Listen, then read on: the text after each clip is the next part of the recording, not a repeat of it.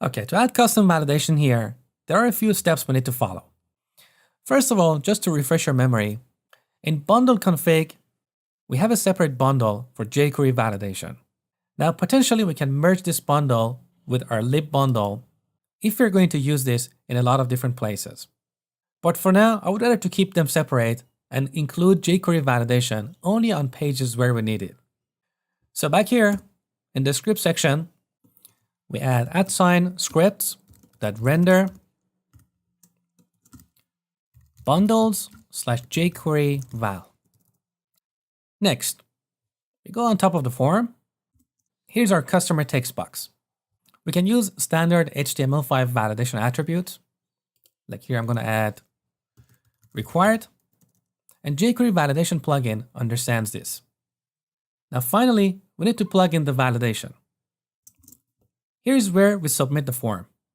Before this, I'm going to use jQuery to get a reference to our form, new rental, and call the validate method. This plugs in validation into this form. But there is a tiny problem here. With the current implementation, our form will be submitted even if it's not valid.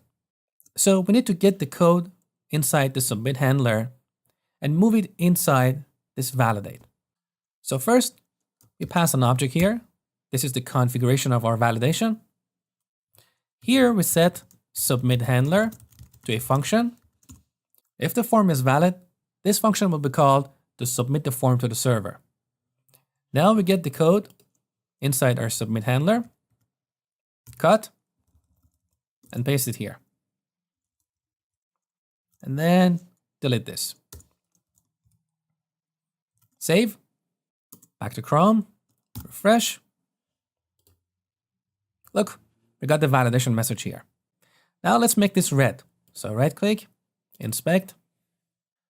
So you see it's a label with the class error. So back in Visual Studio, I'm going to go to site.css. Earlier in the course, we defined this class field validation error, which is applied to the error messages next to input fields. Now I'm going to add label.error here as well. And similarly, I'm going to add input.error here. So the invalid fields will have a red border. Save, back to the browser. There you go. So this is the basic of validation, but something is missing here. If I type ABC here, the validation message disappears, but this is not a valid customer. We should enforce the user to select a valid customer from the list.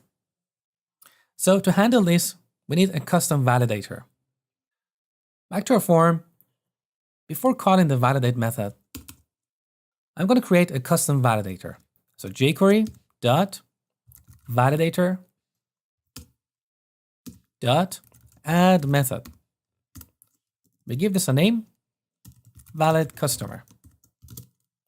And here's our validation function that jQuery will call.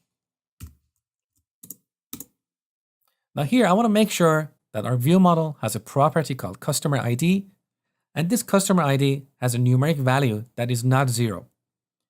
So return vm.customerID, and vm.customerID is not 0. Just basic JavaScript.